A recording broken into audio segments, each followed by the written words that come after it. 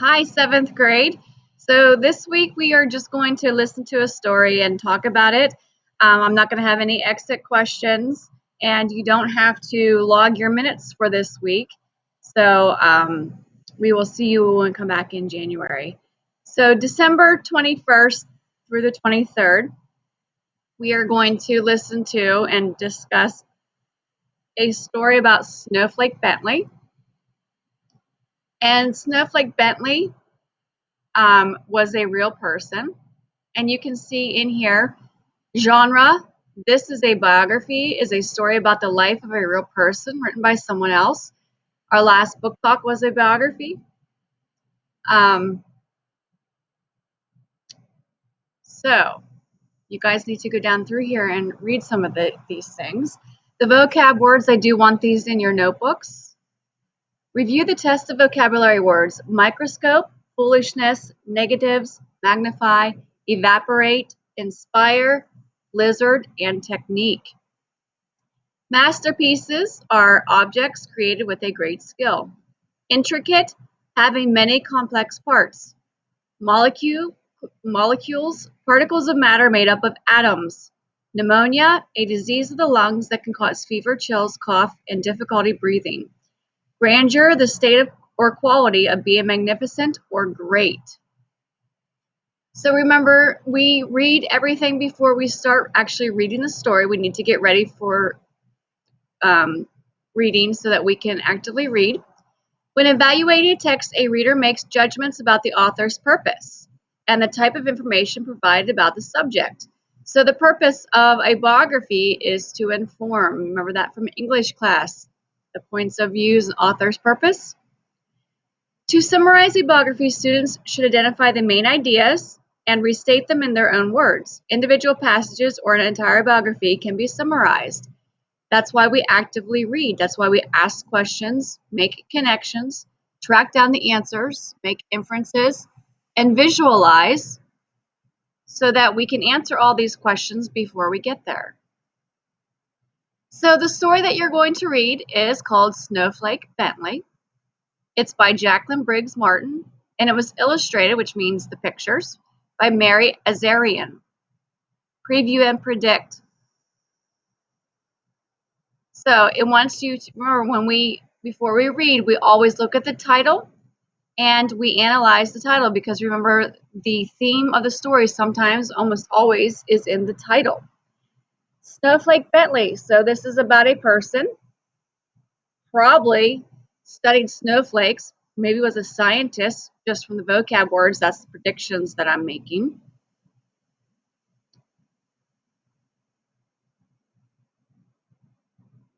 You can see here's a graphic organizer for the main idea. And the main idea is what the story is all about, or the paragraph is all about. And so I have this on YouTube, and we are going to listen to it on YouTube. And then we will discuss it when we're done. Snowflake Bentley. Written by Jacqueline Briggs Martin. Illustrated by Mary Azarian. In the days when farmers worked with ox and sled and cut the dark with lantern light, there lived a boy who loved snow more than anything else in the world. Wilson Bentley was born February 9, 1865, on a farm in Jericho, Vermont, between Champlain and Mount Mansfield, in the heart of the snow belt, where the annual snowfall is about 120 inches. Willie Bentley's happiest days were snowstorm days. He watched snowflakes fall on his mittens, on the dried grass of the Vermont fields, on the dark metal handle of the barn door. He said snow was as beautiful as butterflies or apple blossoms. He could net butterflies and show them to his older brother, Charlie.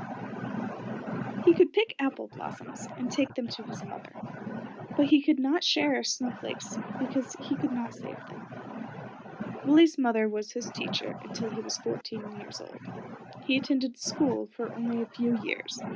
She had a set of encyclopedias, Willie said. I read them all.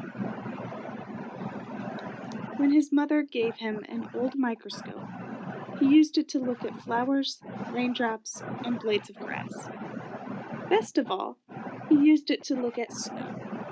While other children built forts and pelted snowballs at roosting crows, Willie was catching single snowflakes. Day after stormy day, he studied the ice crystals. From his boyhood on, he studied all forms of moisture. He kept a record of the weather and did many experiments with raindrops. He learned that most crystals had 6 branches, though a few had 3. For each snowflake, the 6 branches were alike. I found that snowflakes were masterpieces of design, he said.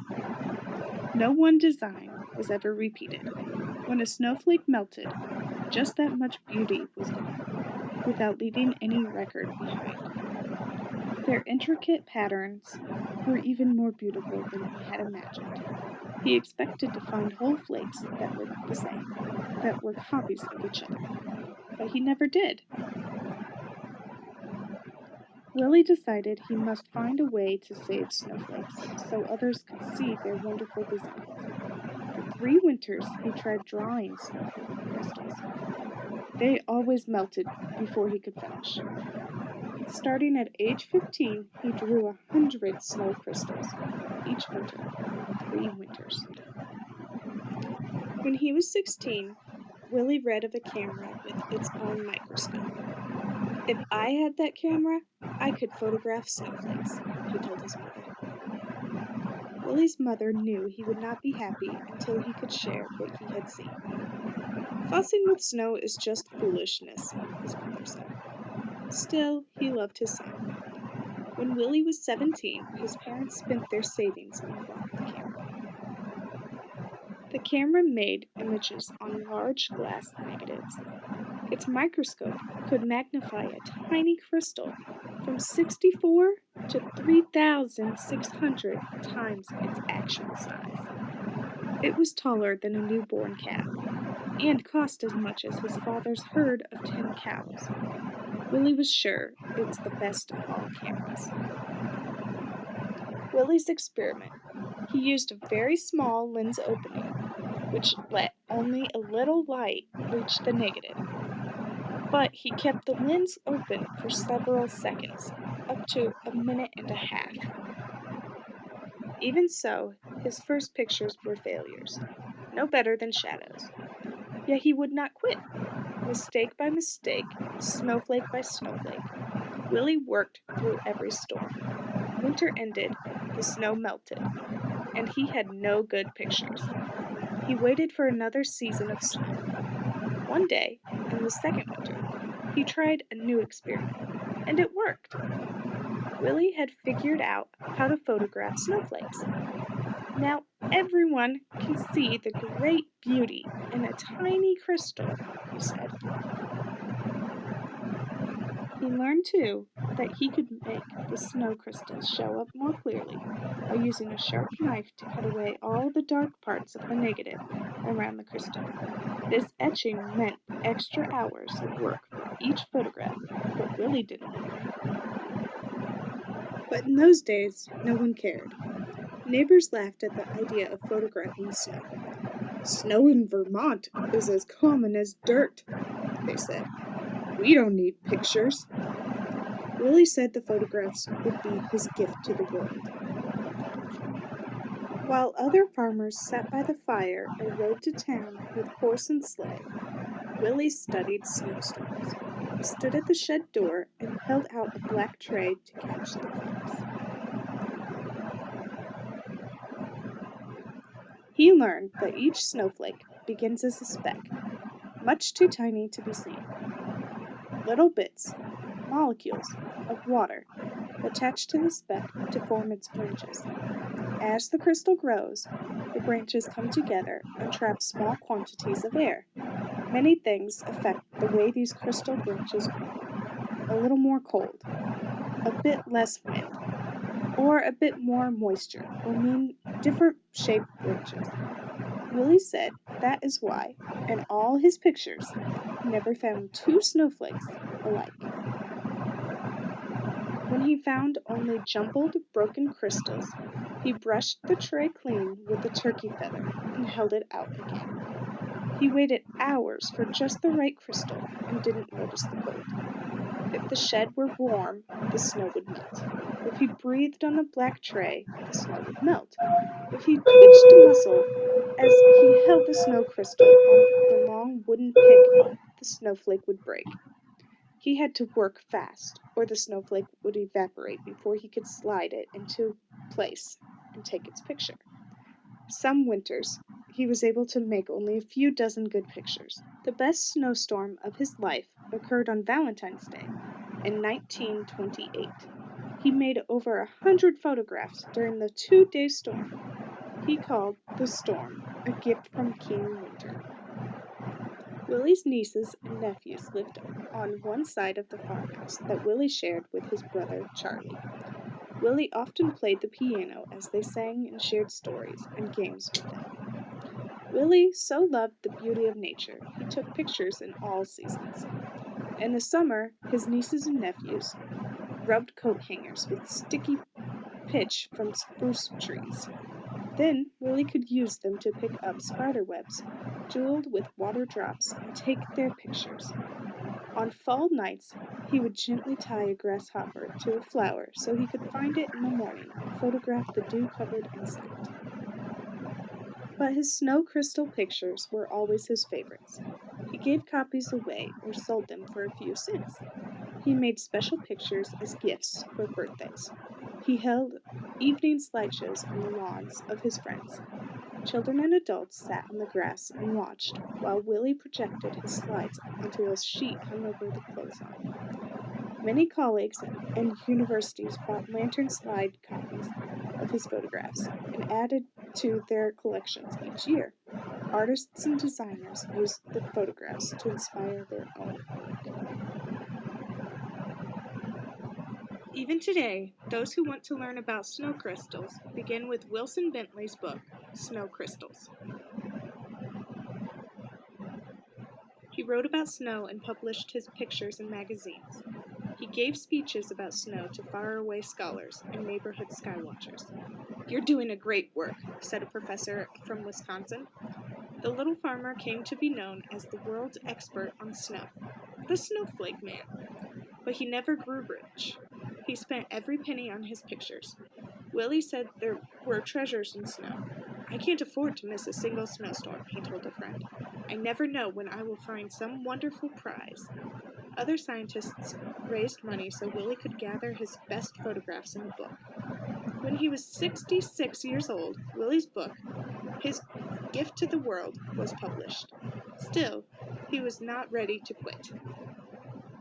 By 1926, he had spent $15,000 on his work and received $4,000 from the sale of photographs and slides. Less than a month after turning the first page on his book, Willie walked 6 miles home in a blizzard to make more pictures. He became ill with pneumonia after that walk and died 2 weeks later. A monument was built for Willie in the center of town. The girls and boys who had been his neighbors grew up and told their sons and daughters the story of the man who loved snow. 40 years after Wilson Bentley's death, children in his village worked to set up a museum in honor of the farmer scientist. And his book has taken the delicate snow crystals that once blew across Vermont, past mountains, over the earth.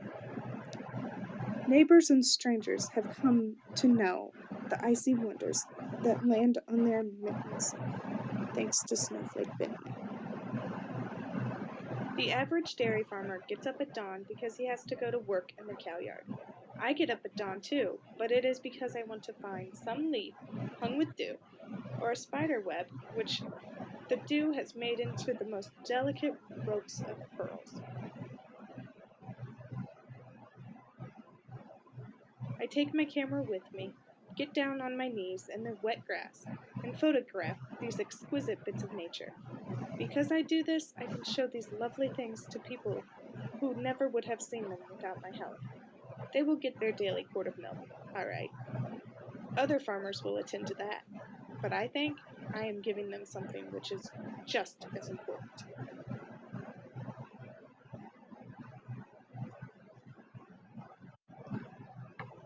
Okay, so there's the story of Wilson Bentley. Pretty interesting.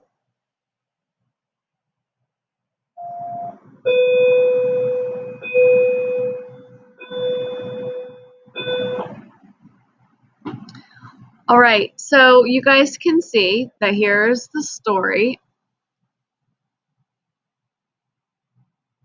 So listen to the story, and then I'll put another video on going over the rest of these pages, and we will talk to you later.